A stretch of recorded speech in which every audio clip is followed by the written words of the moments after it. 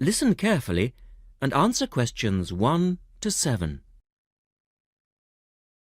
Hello, Paraglider's Paradise. How can I help you? Oh, hi.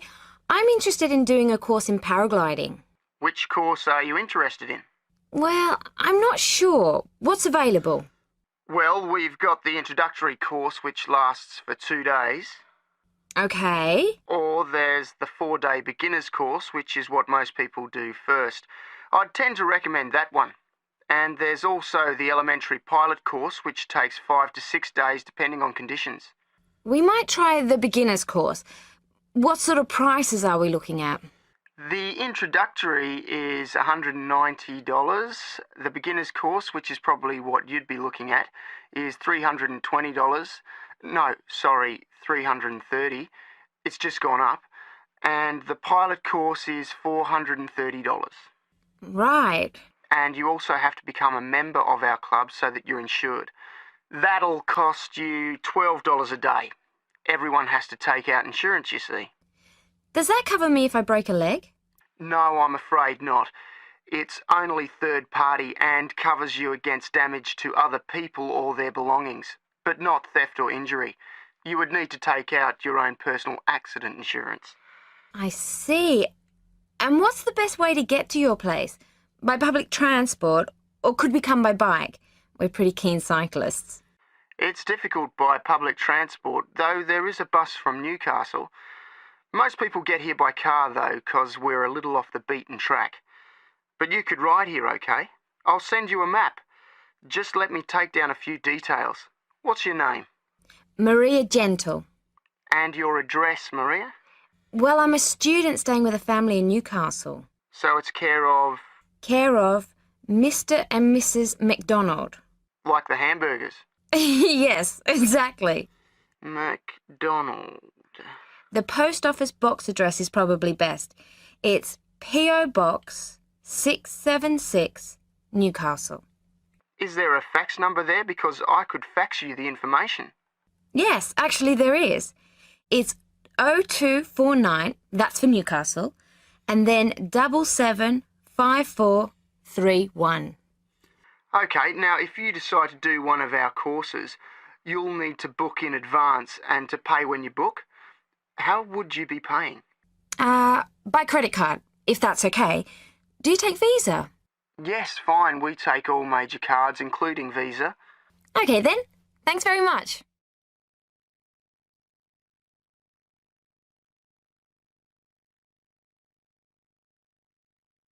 Now listen to their conversation and answer questions 8 to 10.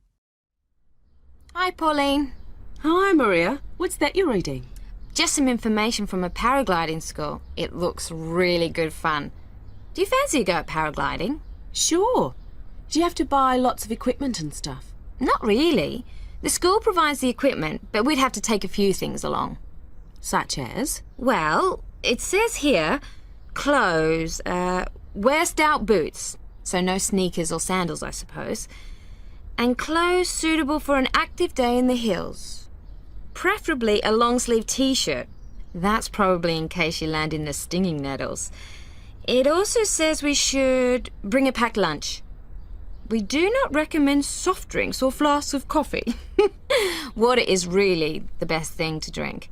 We need to bring suntan lotion and something to protect your head from the sun. Okay, that sounds reasonable. And where would we stay? Well, look, they seem to operate a campsite too, because it says here that it's only $10 a day to pitch a tent. That'd be fine, wouldn't it? And that way we'd save quite a bit, because even a cheap hotel would cost money. Or perhaps we could stay in a bed and breakfast nearby. It gives a couple of names here we could ring. I think I might prefer that. Hotels and youth hostels would all be miles away from the farm, and I don't fancy a caravan. No, I agree. But let's take a tent and pray for good weather. Okay, let's do it. What about next weekend? No, I can't. I'm going on a geography field trip. And then it's the weekend before the exams, and I really do need to study. Okay then, let's make it the one after the exams. Fine. We'll need a break by then. Can you ring and let me know if you can find out some...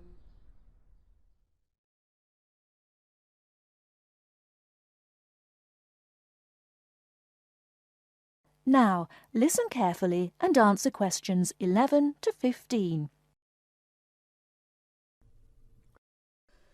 Starting at the beginning, you can see the on-off switch just beneath the two lights. Having turned the machine on, these lights now become very important. When the light on the left has gone out, you can begin making coffee, as it means the water is now hot enough. Next to that is the water level light. If this is illuminated, it means the machine does not have enough water. It is essential that you turn the machine off and add more water the moment this light comes on. Otherwise you could damage the heating element. Once you have checked that both the heater light and the water level light are off, make sure the filter holder, that's the part with the handle just under the control panel, is in place. Once you have your cups ready, it is time to press the coffee delivery switch. That's the button just above the filter holder beside the boiler meter. Remember to take a quick look at the meter as it tells you the exact temperature of the water.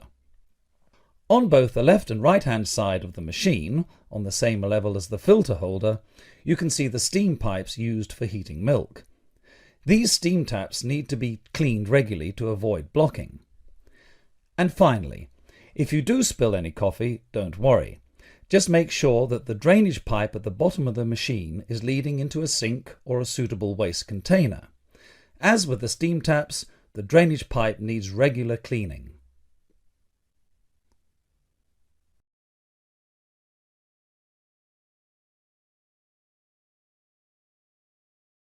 Now listen and answer questions 16 to 20.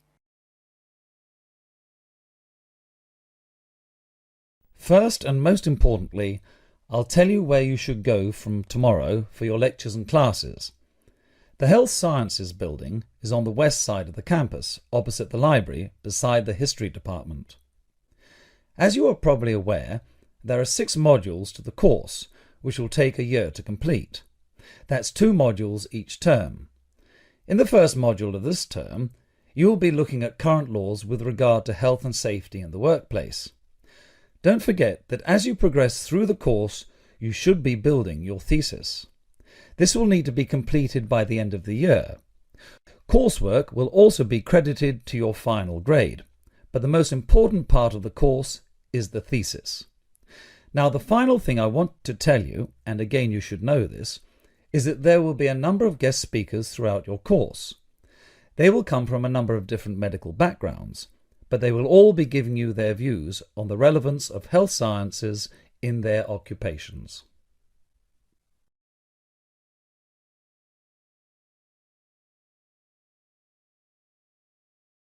Now listen carefully and answer questions 21 to 25. Good morning and welcome to this morning's lecture on transport. What I'll be doing today is comparing forms of transport in different countries to see how forms of transport are affected by factors such as geographical landscape and economic development. My focus will be on countries in South America, Europe and Asia. The first country I'd like to look at is Colombia, which is in South America. This is a country where geography plays an important role. Due to the huge amount of mountains and forests in this country, travelling by air is crucial. I don't know if many of you realise this fact, but Colombia was the first country to establish a commercial airline, and in so doing they made aviation history. Today, there are more than 400 airports in Colombia for domestic flights, which highlights the point I made earlier that air travel is a vital means of transport in this country.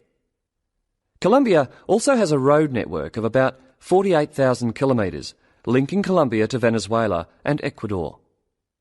Transport by road is important for trade as well as tourism. Apart from this, there is also a railway system, but it is in need of modernisation. The other means of transport is by steamers, with the Magdalena being the main waterway. Now let's turn to Colombia's neighbour, Venezuela. Once again, we see that internal flights are an important means of transport, as like Colombia, Venezuela has remote areas where flying is the easiest means of travelling from A to B. Trains are not popular, and most of the railway lines are in the highlands, as this is where the iron ore mines are. Trains are an efficient means of transporting the iron ore from the mines to the factories. Thus we can see how transport and the economy are interrelated. Ships are also used extensively in this country, and there are many ports, the main seaports being Puerto Cabello and Guanta. Turning now to Europe. Belgium is a country that boasts one of the most compact railway systems worldwide. Inland waterways, or canals, are also an important means of transport, transporting both freight and people. Belgium also has the third largest seaport in the world, namely Antwerpen. Air travel is also important, although this is not linked to geographical terrain, as is the case in the South American countries we've already looked at. Next, I'd like to look at the United Kingdom. Like Belgium, the UK has inland waterways around 4,000 kilometres, yet only about 17% of these are used for commercial transport. The main inland port is Manchester, and the chief seaport is London, with Southampton taking second place. Air travel is extensive in this country, and there are around 150 airports, the most famous being Heathrow. However, about 90% of passengers in the UK travel by road.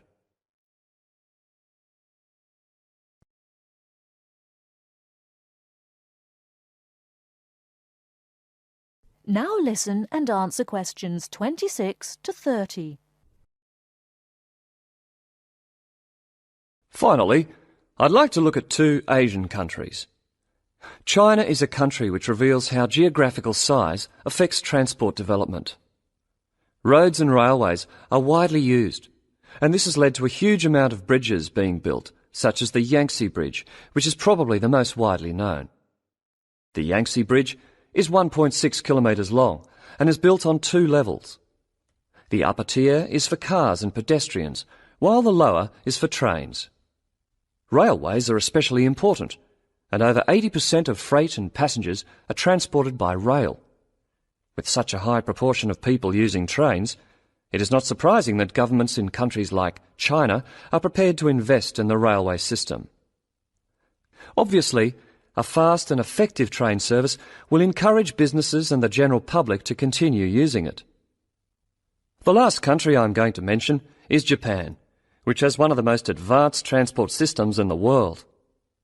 The railway system is highly developed, and the Tokaido Railway, connecting Tokyo and Osaka, has trains that can travel up to 250 kilometres per hour. Ships are also a vital means of transport in both international and domestic areas.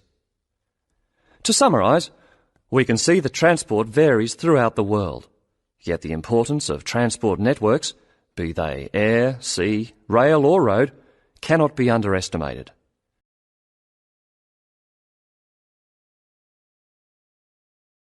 Now listen carefully and answer questions 31 to 40. In the past few years, a new condition has been identified and given a name: SAD, short for Seasonal Affective Disorder. This is now recognized as a distinct kind of clinical depression, where people become depressed at the onset of winter, accompanied by a craving for sweet things, causing weight gain. Each spring and summer would then bring on almost maniacal highs and feelings of boundless energy and happiness. Experiments to combat this depression showed that increased exposure to bright light in humans could suppress their production of a darkness-related hormone called melatonin. The light needed to induce this change was about 2,000 lux, or about 4 times brighter than ordinary household lighting. It was then calculated that if bright light could suppress melatonin secretion, then it might have other effects on the brain, including the reversal of symptoms of depression. While melatonin's precise role in SAD has not been pinned down, the theory led to effective treatment.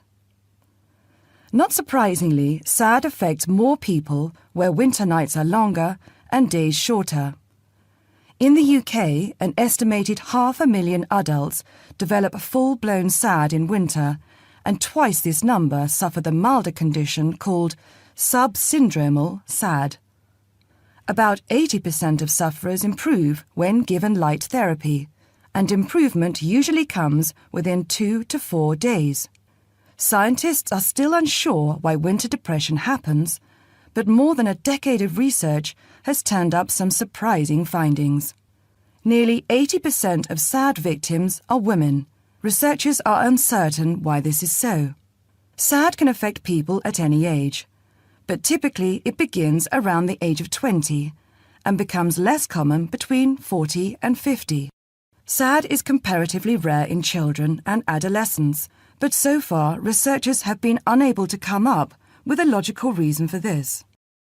As many as half of SAD sufferers have at least one family member with depressive illness, suggesting that the depression has a genetic component. Some patients experience shifts in their body clocks when they're depressed in winter. They are morning people at one time of the year and become evening people at another. What is the underlying difference between SAD sufferers and others? A clue can be found in carbohydrate craving, a common symptom. People often become obsessed with chocolate, for example. Carbohydrates alter brain chemistry by increasing the level of a soothing chemical called serotonin, a neurotransmitter that carries signals between brain cells. SAD sufferers crave carbohydrates because they may need serotonin to lift their mood. This craving can be intense, in fact, an addiction. It may be that the serotonin system of the brain has problems regulating itself during the winter. Some SAD sufferers respond well to the drug Prozac, thought to influence the brain's serotonin-using system. Other brain chemicals and hormones probably play a role in winter depression. Another neurotransmitter, dopamine, for example, may be inadequate in certain cases. Researchers hope to uncover clues to SAD's secret by probing similarities between SAD and hibernation. Though no valid link between the two has been established, some SAD patients say they feel like hibernating animals. SAD sufferers tend to put on fat in autumn and early winter, roughly the time when such hibernators as bears and squirrels do.